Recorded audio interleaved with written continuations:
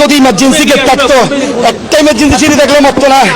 আমার ভাই 8টা বাজে কল দিছে আমাকে, মাফ চাইছে আমার থেকে, ভাই আমাকে মাফ করে দে, আমাকে মাফ করে দে। ও এখানে আমার নিচের দোকান, ও 5তলায় 8টা 9টা কারণ গেছে, 9টা বাজে গেছে, নামাজ পড়ছে, আগুন লাগছে আর নামতে পারতেছে না বয়ে। আরো 2-3 জন আছে, আমাকে ফোন করে মাফ চাইতেছে। ফায়ার সার্ভিস তখন ওখানে 1 ঘন্টা, আমি বলতেছি কল করার সাথে সাথে আমি ওখানে 2 মিনিট আমার বাসার সামনে বলছি, ভাই 6তলা আমার মানুষ আছে, 6তলায় আমার মানুষ আছে, আপনি উঠেন। অক্সিজেন মাস্ক নিয়ে ওরা 4তলা থেকে উঠে না। এরপরে বলতেছে ভাই আমি উঠছি, আমি খুঁজছি 6তলায় কেউ নাই, আমি সব দেখে আসছি। আমাকে বলতেছে আপনি উঠেন, আমি 5তলা পর্যন্ত উঠছি, আমার শ্বাস সমস্যা, আমি উঠতে পারিনি। আমার বন্ধু উঠছে, আমার বন্ধুটি বলতেছে জুতা আছে আপনি দেখেন।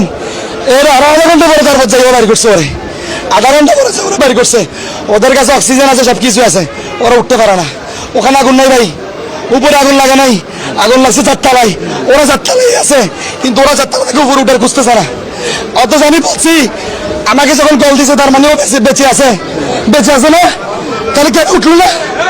কেন উঠলো না? কেন আমাকে বলে কেন উঠলো না?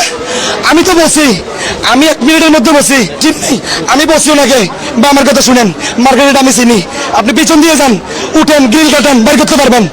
মসজিদে আমি ওকে বলছি যে তুই মসজিদে লাশ কোনে যা, মুখে পানি মার, কাপড় ভিজে গায়ে রাখ, আমি মানুষ উঠাচ্ছি।